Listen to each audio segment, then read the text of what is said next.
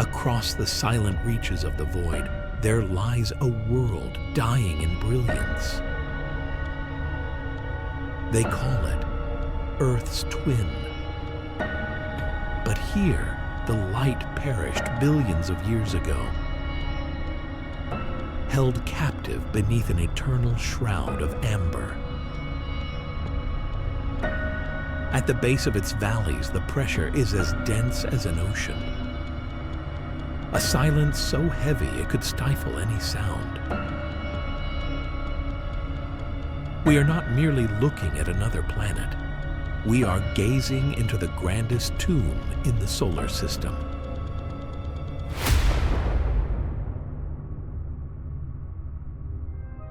The beauty of hostility. Venus looks like a lie. From a distance, it's a soft, silent ivory, perfectly still. But that glow isn't coming from water clouds or anything that might harbor life. It's actually the glare of sunlight, violently reflected off thick, lethal layers of sulfuric acid. Look beneath that jewel-like exterior, and you won't find a paradise. You'll find a furnace of crushing pressure and heat, ready to swallow anything that touches the surface.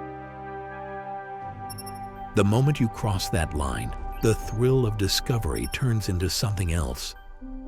A primal fear, because you aren't just flying into a planet anymore, you're sinking.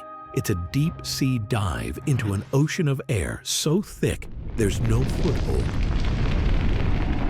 and no way back. As the white veil above fades away, you realize you're being consumed by something vast, nameless, and deathly quiet. When the blue vanishes, this is where the light fails. Every blue wavelength, the color of our sky, the color of hope, is choked out by the atmosphere. What's left of the sun is a murky, suffocating amber that stains everything it touches. You've entered a world where a blue day simply doesn't exist. This is a kingdom of yellow shadows, where even the last scrap of light feels like it's decaying. At the bottom of the Venusian atmosphere, the line between gas and liquid simply vanishes. With pressure 90 times that of Earth, carbon dioxide is forced into a state called a supercritical fluid. This isn't air as we know it. It's a thick, heavy soup of matter, so dense that it could actually keep you buoyant. Standing here, you're not just enduring pressure. You are standing at the bottom of an ocean of liquefied gas, where every movement is a struggle against the massive frictional drag of a world packed too tight with molecules. In this dense soup, sound doesn't behave. Because the air is so tightly packed, sound waves travel faster and hold their energy much longer than they do on Earth. The result is a kind of acoustic chaos. Mechanical groans from the planet's crust, miles away, can ring in your ears as if they're right behind you. But there's a catch. The atmosphere also acts as a filter. It swallows high-pitched noises, leaving only a low, muffled thrum. You'd feel constantly hunted by phantom noises you can't trace. An auditory torture in a world that's always whispering, yet completely devoid of life. The isolation here is amplified by a strange optical trick, super refraction. The air is so thick it actually bends light to match the curvature of the planet itself. Here, the horizon doesn't drop away like it does on Earth. Instead, it seems to curve upward, giving you the haunting illusion that you're standing at the bottom of a giant, amber-colored bowl. Your vision is trapped, choked by the scattering of light in a medium so dense that space seems to fold in on you, leaving no visual escape to the stars above. In that supercritical state we mentioned, the atmosphere of Venus doesn't just crush the Venera probes. It finds a way to seep inside. With its extreme density, this gas-liquid hybrid crawls through the tiniest microscopic gaps in the titanium hulls, dragging lethal heat directly into the ship's core. These probes aren't just fighting the heat. They're besieged by a substance with the force of a liquid, but the invasive power of a gas. It's a silent molecular invasion, one that renders every layer of armor utterly meaningless. Think about those 127 minutes, the record for survival set by Venera 13. That's 127 minutes of machinery screaming under the strain, in a world where lead and zinc have already turned to liquid. Every image sent back to Earth was a miracle of defiance. But when the last welds melted and the circuits finally snapped, the probe didn't just die, it was assimilated. In that instant, the line between high-tech engineering and a lifeless rock vanished. The ship became part of the Venusian geology, a twisted hunk of metal claimed by the pressure of an ocean of air. Because there's no water or sandstorms to erode them, these wrecks are still there, sitting exactly where they landed over 40 years ago. They exist in a state of eerie preservation beneath the acid mists. In this vast, lonely world, these shards of titanium are the only fingerprints of humanity. They lie there, silent in the amber gloom, like ancient tombs of a civilization that never had a chance to begin. It is a small, haunting presence, a reminder that this universe was never built to welcome us. The lonely wrecks we see today rest on a surface that wasn't always this hostile. Computer climate models suggest that for billions of years, Venus and Earth might have shared the same brilliant beginning. There is solid scientific ground for a time when this planet possessed liquid oceans and stable continents. It was a near-perfect double, a true twin, where life might have once flickered into existence. The suffocating silence we find today is actually the echo of a paradise stripped away by the cruel, grinding gears of the cosmos. The shift from a lush blue world to an eternal furnace didn't happen overnight. It was driven by a terrifying phenomenon, the runaway greenhouse effect.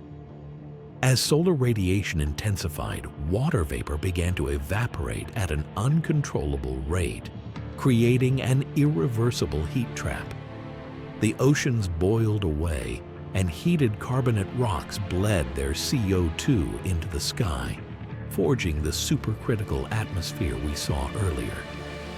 This is the ultimate proof of a climate system that crossed the point of no return, where the laws of physics took over to dismantle a world. The isolation of those Venera probes lying in a graveyard of basalt is more than just a chapter of space history. It is a mirror. When we look into those murky amber horizons and feel the crushing weight of Venus, we aren't just observing another planet. We are witnessing a possible future for Earth, should our own fragile balance ever shatter. Those rusted hulls are the first relics of a warning, a vision of a world where the blue of our oceans is a distant memory replaced by an eternal silence and the dying yellow light of a ghost planet. After all our attempts to penetrate its secrets, we are met with a quiet truth. Venus does not hate us. It simply has no need for us. This planet is not a battlefield, but a vast entity operating by the purest laws of physics. Amidst the blackness of space, it will continue to spin, brilliant under the sun, yet solitary within its supercritical shroud. Humanity's titanium footprints will remain there forever, veiled in acid mists, like tiny grains of sand unable to stir the silence of a world that has chosen to close itself off from life. A world like Venus serves as a stark reminder that life on Earth is not a given. It is a fragile miracle, woven from a series of cosmic accidents. Let the murky amber horizons and the suffocating weight of our twin become a silent warning from the dark, so that when we look back at our blue sky and breathe the gentle air of home, we might cherish every breath this planet gives us, before it all becomes nothing more than an amber memory drifting in the eternal void. The most brilliant planet in our night sky is, in truth, the universe's most perfect lie.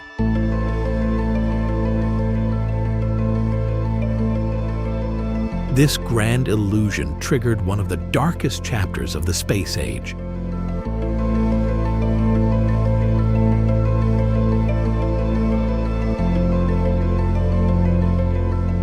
While America celebrated its victory on the moon, the Soviet Union became obsessively, almost frantically, haunted by our planetary neighbor.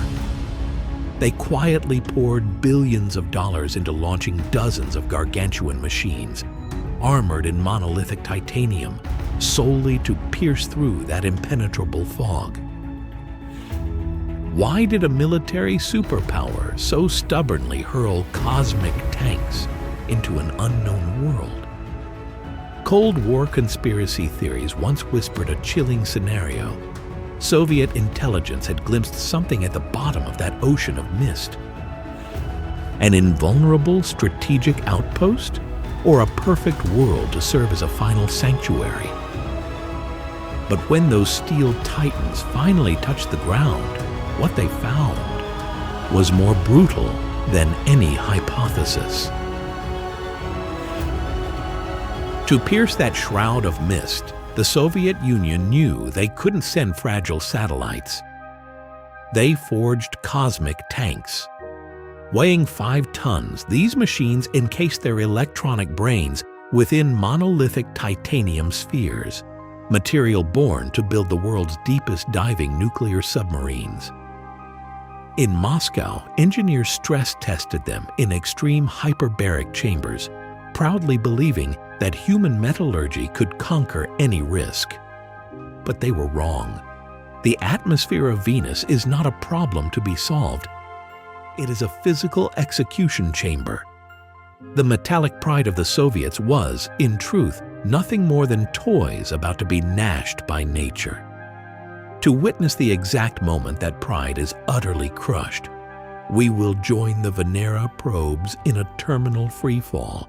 The descent into the floor of hell begins now. The Soviet Union entered this exploration with the innocence of those who had never known hell. The first 3 missions, Venera 1, 2, and 3, never even caught a glimpse of their enemy. They were cooked alive by thermal failures, lost in the vacuum, or plunged into silence before they could even pierce the upper atmosphere. Venus rejected every frail visitor. It wasn't until 1967 that Venera 4 made history, bracing itself to dive through the pale yellow haze. At an altitude of 50 kilometers, the first signals transmitted a flicker of false hope.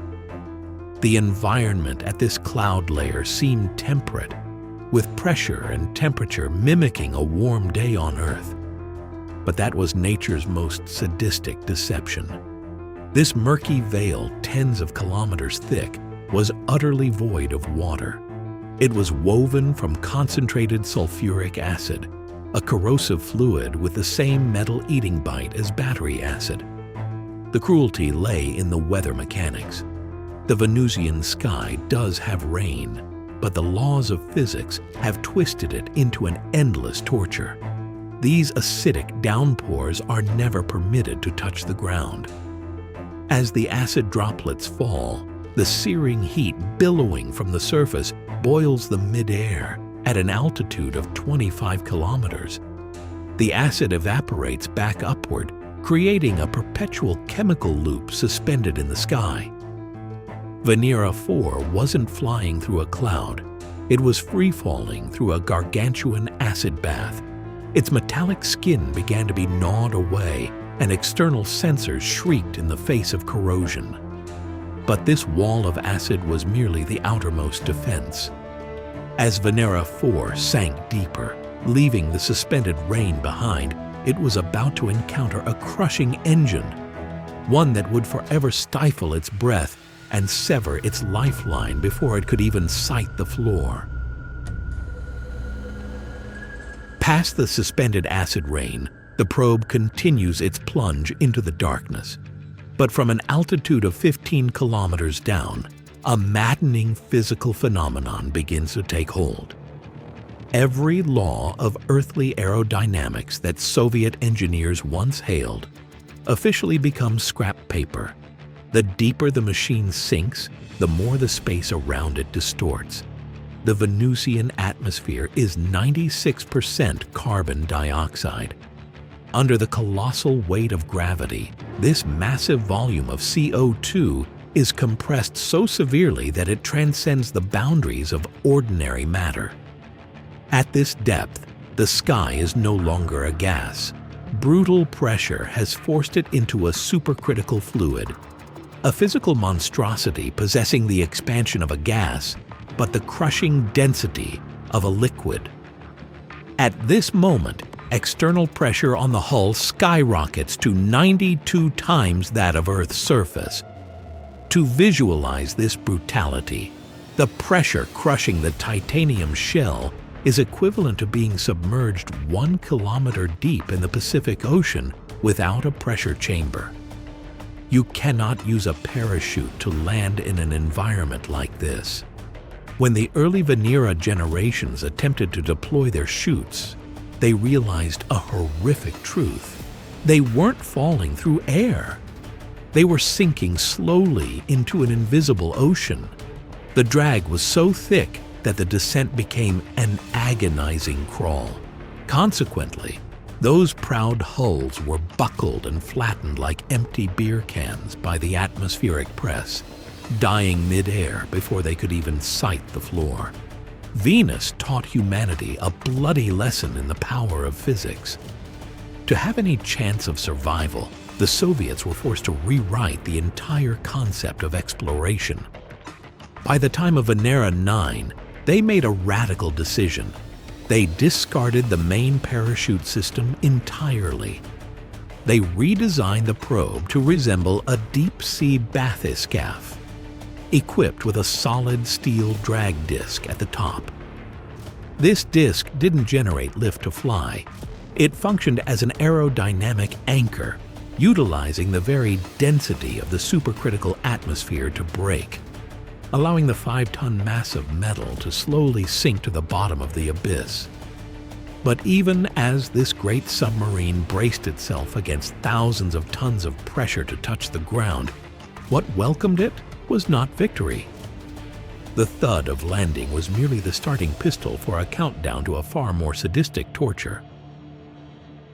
The 5-ton submarine finally strikes the fractured basalt surface. But the thud of metal hitting the ground is no triumphal fanfare.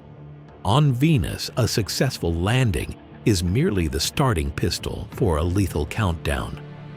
The titanium hull, once the pride of the Soviet Union, is now officially a prisoner at the bottom of a CO2 ocean.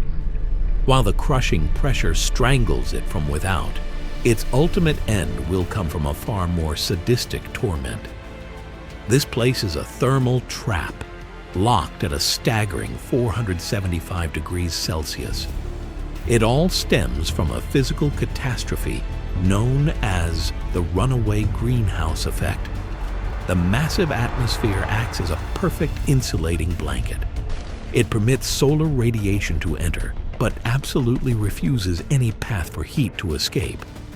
Contrary to our visions of a chaotic hellscape, the surface of Venus is void of howling gales or shredding storms. Its cruelty lies in a thick, stagnant stillness. motionless in a heat fierce enough to liquefy lead, tin, and zinc. Any machinery cast into this abyss will be boiled from the inside out. But the Soviets refused to yield. In 1982, they hurled their most resilient machine yet into this pit, Venera 13. Armored to the teeth and carrying the most sophisticated liquid nitrogen cooling system of its time, it was a desperate bid to buy time against the inevitable. But against the ruthlessness of nature, human preparation was tragically frail. That great cosmic tank gasped for breath for exactly 127 minutes. In those 127 minutes of terminal agony, just before the heat cooked the circuit boards into a metallic soup and the pressure welded the camera lens shut forever, Venera 13 managed to open its eyes and transmit historic color images. The first color panoramic images from the surface of Venus by Venera 13. What humanity saw shattered the final illusions. There were no secret military outposts, no lush, misty tropical jungles. Under a jaundiced light, warped by the dense atmosphere, the picture revealed a bleak, orange wasteland of jagged volcanic rocks, hauntingly silent. That landscape isn't just a planetary surface. It is the remains, the soulless corpse of a world that once possessed vast oceans, just like Earth billions of years ago, before its own atmosphere turned traitor and boiled everything into oblivion. We began this journey with the illusion of a second Earth and the frantic pride of the Soviet Union. But in the end, what we brought back was not the glory of conquest. It was a forensic report of an extinction. The Soviets hurled their most advanced metallurgy into this physical slaughterhouse, only to leave behind nothing but titanium coffins. Even now, the machines that were once the pride of a superpower lie dead and broken on the scorched basalt. There will be no rescue mission. No world power dares to send another robot into that abyss. But the final image from Venera 13 serves as a chilling warning. Earth and Venus were born as twins, sharing the same starting line. If we were to boil our own atmosphere with our own hands, that desolate photograph wouldn't just be Venus's past, it would be Earth's future. Standing before the cosmos, this waterless ocean remains, the most brutal and perfect rejection of humanity's grand delusions. But Venera left behind one harder question. What kind of world can turn air into an ocean, warp sound into a whispering trap, and bend light until the horizon itself begins to close? Stay with me, because in the next chapter, we descend into the supercritical silence of Venus itself.